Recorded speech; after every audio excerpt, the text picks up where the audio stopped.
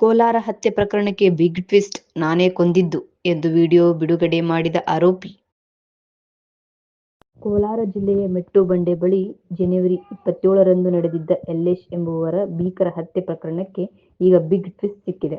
ಪ್ರಕರಣದ ಪ್ರಮುಖ ಆರೋಪಿ ಬಿಂದುಕುಮಾರ್ ಪೊಲೀಸರಿಗೆ ಸಿಗದೆ ತಲೆಮರೆಸಿಕೊಂಡಿದ್ದರೂ ಈಗ ಸಾಮಾಜಿಕ ಜಾಲತಾಣದಲ್ಲಿ ಪ್ರತ್ಯಕ್ಷವಾಗಿ ತನ್ನ ಕೃತ್ಯವನ್ನು ಬಹಿರಂಗವಾಗಿ ಒಪ್ಪಿಕೊಂಡಿದ್ದಾನೆ. ವೈರಲ್ ಆಗಿರುವ ವಿಡಿಯೋದಲ್ಲಿ ಮಾತನಾಡಿದ ಆತ ಈ ಕೊಲೆಯನ್ನು ತಾನೇ ಮಾಡಿದ್ದು ಎಂದು ಘೋಷಿಸುವ ಮೂಲಕ ಇಡೀ ಜಿಲ್ಲೆಯ ಸಂಚಲನ ಮೂಡಿಸಿದ್ದಾನೆ. ಕೊಲೆ ಮಾಡಿ ಪೊಲೀಸರಿಗೆ ಸವಾಲು ಹಾಕಿರುವ ಈ ಆರೋಪಿಯ ನಡೆ ಈಗ ಪೊಲೀಸ್ ಇಲಾಖೆಯನ್ನು ದಿಕ್ಕು ತಪ್ಪಿಸುವಂತೆ ಮಾಡಿದೆ.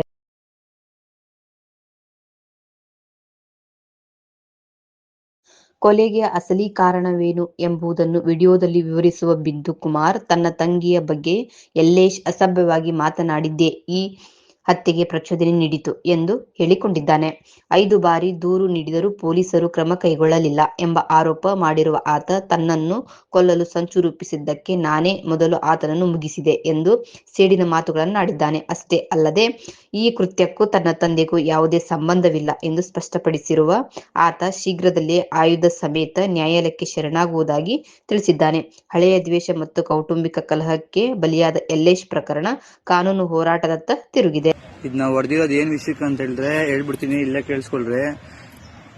ನಾವು ಹೊಡೆದಿರೋದು ನಮ್ಮ ತಂಗಿನ ಅವನು ಬ್ಯಾಡ್ ವರ್ಡ್ಸ್ ಇಂದ ಅಲ್ಕಲ್ಕ ಮಾತುಗಳು ಬೈದಿದ್ದಾನೆ.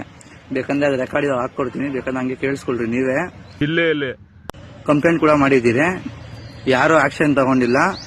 ಅದಕ್ಕೆ ನಾವು ಈ ಸಲ ಏನೋ ನಮ್ಮನ್ನ ದೊಡ್ಡ ಮಟ್ಟದಲ್ಲಿ ಏನೋ ಸಾಯಿಸೋ ತರ ಸ್ಕೆಚ್ ಹಾಕ್ಸ್ಕೊಂಡಿದ್ರು, ಅದಕ್ಕೆ ನಾವು ಹೊಡೆದ್ಬಿಟ್ರಿ. ನಮ್ಮ ಪ್ರಾಣ ತನಕ ಬಂತು, ನಾವು ಹೊಡೆದ್ರಿ. ನಾವು 5 ಸಲ ಕೊಟ್ಟಿದ್ದೀವಿ ಕಂಪ್ಲೇಂಟು, ಯಾರು ಆಕ್ಷನ್ ತಗೊಂಡಿಲ್ಲ. ಬೇಕಂದ್ರೆ ಅದ್ರದ್ದು ಪ್ರೂಫ್ ಸಮೇತ ನಾನು ಹಾಕ್ತೀನಿ, ಯಾರು ಆಕ್ಷನ್ ತಗೊಂಡಿಲ್ಲ. ನಮ್ದು ಇದ್ರ ಗಂಟ ಬಂತು, ಅದಕ್ಕೆ ನಾವು ಹೊಡೆದ್ಬಿಟ್ರಿ. ಹೊಡೆದಿರೋದು ನಾವೇ. ನನ್ನ ಹೆಸರು ಬಿಂದು ಅಂತ, ನಾನು ನಮ್ಮ ಅಕ್ಷಯರನ್ನ ಹೊಡೆದಿರೋದು. ಇದಕ್ಕೂ ನಮ್ಮ ಅಪ್ಪನಿಗೂ ಯಾವುದೇ ಸಂಬಂಧ ಇಲ್ಲ. ನಮ್ಮ ಅಪ್ಪ ಮನೆ ಬಿಟ್ಟು ಹೋಗಿ 8 ವರ್ಷ ಆಯ್ತು. 8 ವರ್ಷ ಆಯ್ತು ನಮ್ಮ ಅಪ್ಪ ಮನೆ ಬಿಟ್ಟು ಹೋಗಿ, ಇದುವರೆಗೂ ಬಂದಿಲ್ಲ.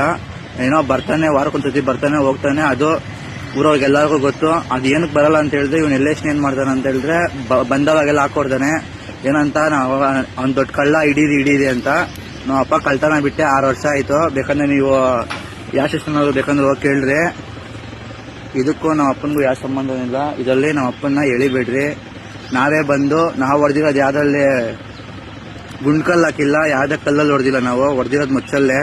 ನಾವು ಮುಚ್ಚ ಸಮೇತ ಬಂದು ಸರೆಂಡರ್ ಆಗ್ತೀವಿ ಕೋರ್ಟಲ್ಲಿ. ಅದ್ ಬಿಟ್ಬಿಟ್ಟು ಸುಮ್ನೆ ಅದು ಇದು ನ್ಯೂಸ್ ಏನೇನೋ ಹೇಳ್ತಾರೆ. ಇದು ಏನೋ ರೆಕಾರ್ಡು. ನಮ್ಮ ಅಪ್ಪ ಯಾವ್ದಕ್ಕೂ ಹೋಗಿಲ್ಲ, ಅದಿಲ್ಲ. ನಮ್ಮ ಅಪ್ಪ ಈ ಮ್ಯಾಟ್ರಿಗೆ ಬಂದಿಲ್ಲ. ನಮ್ಮ ಅಪ್ಪ ಇರೋದು ಬೇರೆ ಕಡೆ ಇದ್ದಾನೆ. ಇದಕ್ಕೂ ನಮ್ಮ ಅಪ್ಪನಿಗೂ ಸಂಬಂಧ ಇಲ್ಲ. ಹೊಡೆದಿರೋದು ನಾವೇ.